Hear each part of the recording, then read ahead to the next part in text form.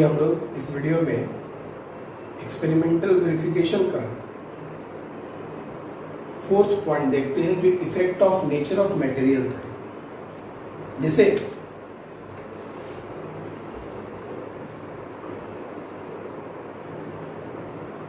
पिछले वीडियो में आपने effect of intensity, frequency, potential आपने देखा था। अभी इफेक्ट ऑफ हम लोग nature of material of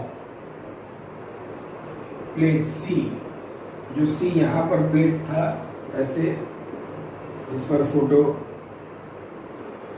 electric emission होता था लाइट के इंसिडेंट होने के बाद, इस प्लेट के नेचर की हम बात करते हैं। तो ये प्लेट का नेचर अगर आप चेंज करते हैं तो उसका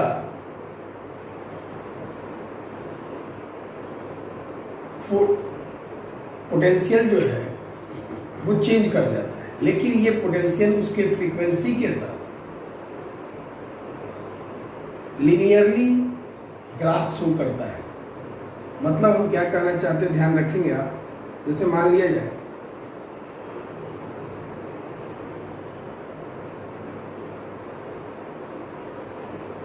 अगर आप यहाँ पे स्टॉपिंग पोटेंशियल रखते हैं ग्राफ में, और यहाँ आप फ्रीक्वेंसी रखते हैं, और दो मेटल लेते हैं, मेटल ए और मेटल बी, तो आप देखते हैं कि इसका ग्राफ जो बनता है वो लीनियर ग्राफ बनता है।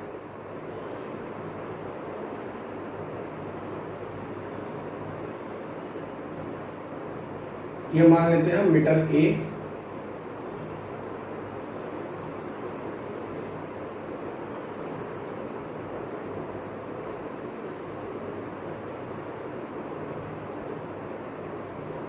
और ये मेटल बी।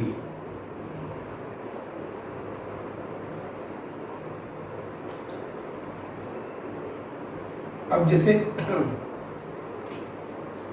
यहां पर आपको मालूम चलता है कि ये वो फ्रीक्वेंसी है इसके लिए जहां पे स्टॉपिंग पोटेंशियल 0 है। इसी फ्रीक्वेंसी को हम लोग थ्रेशोल्ड फ्रीक्वेंसी कहते हैं। थ्रेशोल्ड फ्रीक्वेंसी है, इसको हम न्यू नॉट से रिप्रेजेंट करेंगे। ये nu naught for metal A और ये nu naught for metal B. तो थ्रेशोल्ड फ्रीक्वेंसी को हम इस तरह से भी डिफाइन कर सकते हैं, फॉर एनी मेटल और for any photo electric substance या material, threshold frequency is defined as that frequency at which its stopping potential is 0। यहां पर इसका स्टॉपिंग पोटेंशियल क्या है, 0 है। बात को समझेंगे और एक चीज देखेंगे आप ध्यान से, जिसका वर्क फंक्शन ज्यादा होता है उसका थ्रेशोल्ड फ्रीक्वेंसी भी ज्यादा होता है। अगर हम कह रहे हैं कि ये न्यू नॉट इसका बी का अधिक है, तो इसके लिए इसका वर्क फंक्शन भी अधिक होगा मेटल बी के लिए। ध्यान से बातों को समझेंगे। तो यहां पहला पॉइंट आपको क्या मालूम चला,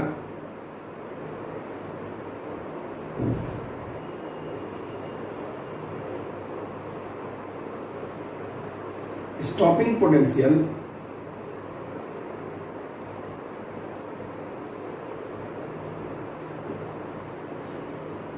वैरीज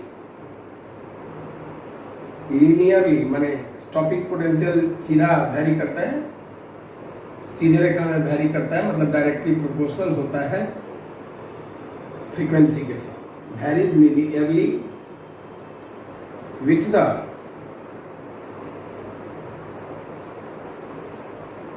फ्रीक्वेंसी ऑफ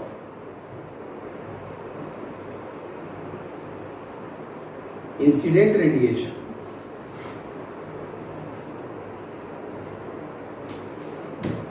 दूसरा पॉइंट, हर मेटल के लिए एक मिनिमम फ्रीक्वेंसी है, थ्रेशोल्ड फ्रीक्वेंसी, जहां पर उसका स्टॉपिंग पोटेंशियल 0 होता है। For a metal there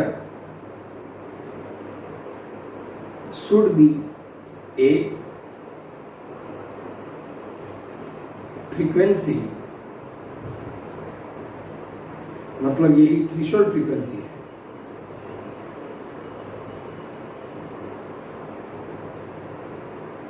at which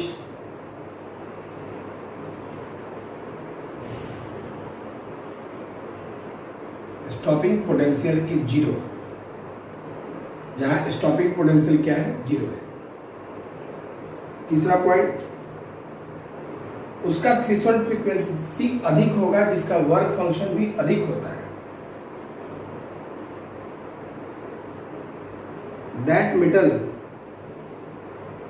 having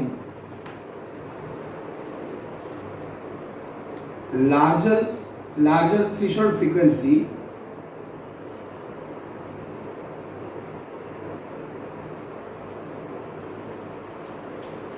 whose work function is larger, जिसका वर्क फंक्शन ज्यादा होगा, हम लोग उसके थ्रेशोल्ड फ्रीक्वेंसी को देखते हैं कि वो अधिक है। जैसे आप यहां देखिए कि न्यू नॉट बी का बड़ा है न्यू नॉट ए से, इसका मतलब है कि फाई नॉट ऑफ बी जो होगा वो बड़ा होगा फाई नॉट ऑफ ए से। ध्यान देंगे, इस बात को अच्छी तरह समझेंगे, इसमें कुछ नहीं है, हालांकि स्टॉपिंग पोटेंशियल फ्रीक्वेंसी के साथ लीनियरली वेरी करता है। उसके बाद आपने ये कहा कि हर मेटल के लिए एक थ्रेशोल्ड फ्रीक्वेंसी होता है जहां का स्टॉपिंग पोटेंशियल 0 होता है। ये भी बहुत इंपॉर्टेंट पॉइंट है। हर मेटल के लिए एक थ्रेशोल्ड फ्रीक्वेंसी होता है और उस थ्रेशोल्ड फ्रीक्वेंसी पे स्टॉपिंग पोटेंशियल का वैल्यू 0 होता है और उसका थ्रेशोल्ड फ्रीक्वेंसी अधिक होगा जिसका कि वर्क फंक्शन अधिक होगा। ध्यान से सुनिए, अगला टॉपिक देखते हैं। अभी हम लोग देखते हैं law of photo electric emission. इसमें सबसे पहले फोटो इलेक्ट्रिक इमिशन में आपको याद होगा कि ये मेटल सरफेस है, इसमें फ्री इलेक्ट्रॉन है। जैसे ही आप इंसिडेंट इस पर फॉल कराते हैं सुटेबल फ्रीक्वेंसी का, तो ये इलेक्ट्रॉन जो है बाहर निकल जाता है और निकलने के बाद अगर ये थ्रेशोल्ड ये न्यू और ये न्यू नॉट, तो इसमें न्यू जो है न्यू नॉट से अगर बड़ा है तो ये मूव भी करता है जो इसके पास काइनेटिक एनर्जी है, तो ये काइनेटिक एनर्जी से मूव करता है। तो इसमें जो पॉइंट्स हैं वो थोड़ी सी बातों को अच्छी तरह से आप समझेंगे कि सबसे पहले इसके जो लॉ है वो लॉ क्या है। पहला लॉ ये डिस्क्राइब करता है कि number of photo electrons emitted per second depends upon the intensity of incident radiation. आप जो इंटेंसिटी यहाँ पर इंटेंसिटी की बात कर रहे हैं, जो इंटेंसिटी जिस इंटेंसिटी से आप लाइट को या रेडिएशन को फॉल करा रहे हैं उस पर ये डिपेंड करता है कि कितने इलेक्ट्रॉन निकलेंगे। ध्यान से समझेंगे, पहला लॉ यही है, the number of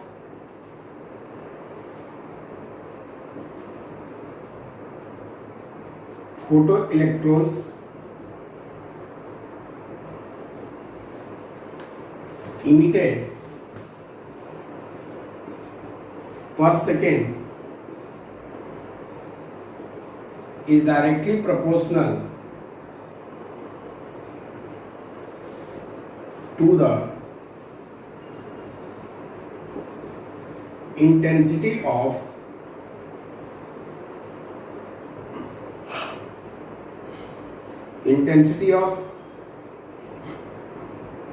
incident radiation for a given photo sensitive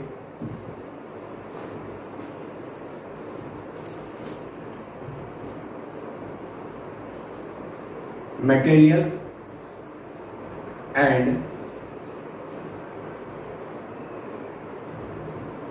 given frequency। ये जो आपने लिखा है ये एक निश्चित मटेरियल की बात कही है और उस पर एक निश्चित फ्रीक्वेंसी के फॉल करने की बात पर ये कंडीशन, अगर ये फ्रीक्वेंसी आप नहीं चेंज करते और मटेरियल आप चेंज नहीं करते हैं तो इसका कितना इलेक्ट्रॉन निकलेगा बाहर पर सेकेंड वो इसके इंटेंसिटी पे डिपेंड करता है। दूसरा point,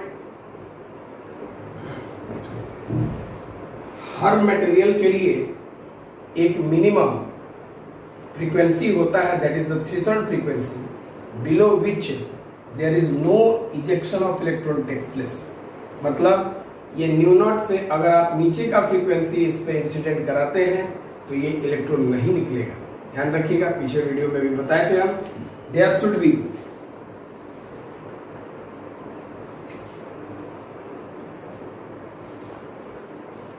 A minimum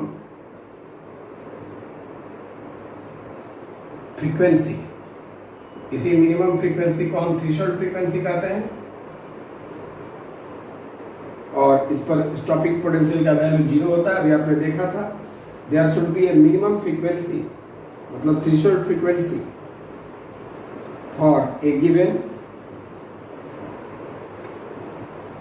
photosensitive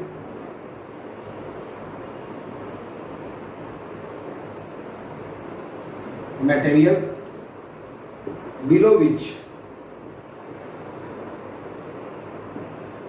no ejection of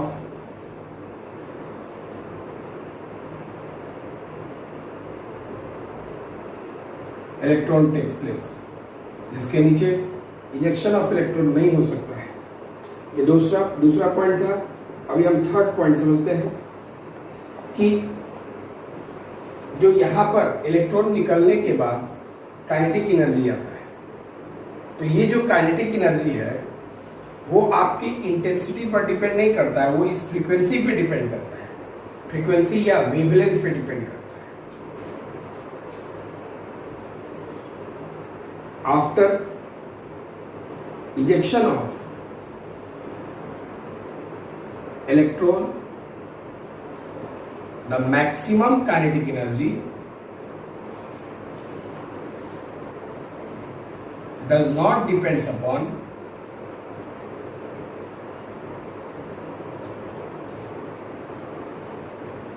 the intensity of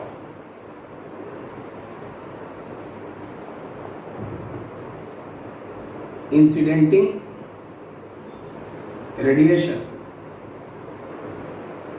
but it depends upon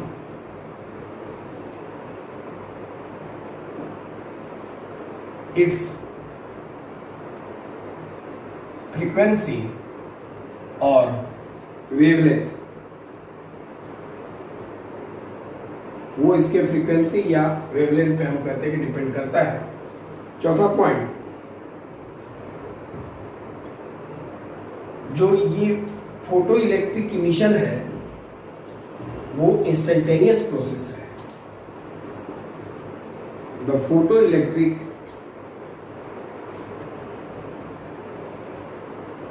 emission is an instantaneous process, मतलब तात्क्षणिक प्रक्रिया है, तुरंत होने वाली एक प्रक्रिया है। आगे देखते हैं हम लोग। अभी हम लोग स्टॉपिंग पोटेंशियल के कॉन्सेप्ट को थोड़ा सा फिर से समझेंगे। जैसे मान लिया जाए कि ये एक फोटो सेंसिटिव मटेरियल है। इस समय जैसे ही स्टॉपिंग पोटेंशियल में क्या होता है बात को समझेंगे। स्टॉपिंग पोटेंशियल में करंट का फ्लो 0 होता है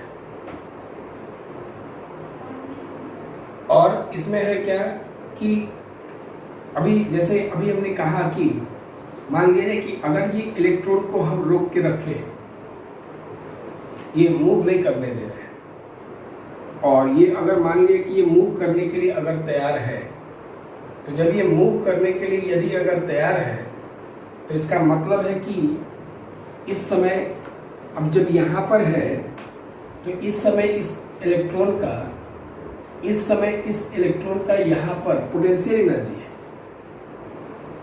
तो स्टॉपिंग पोटेंशियल पर इसकी कंप्लीट जो यहाँ पर पोटेंशियल एनर्जी है वो काइनेटिक एनर्जी में कन्वर्ट होने के लिए तैयार होते हैं। मतलब मेरी बात समझे, ये चलने के लिए यहाँ पे मान लीजिए तैयार है, ये चल रहा है, अगर ये चल रहा है, अगर मान लीजिए कि ये चल रहा है, इलेक्ट्रॉन बाहर निकल के अगर ये चल रहा है, तो जब ये इलेक्ट्रॉन बाहर निकल के चल रहा है तो ये काइनेटिक एनर्जी इसके पास है।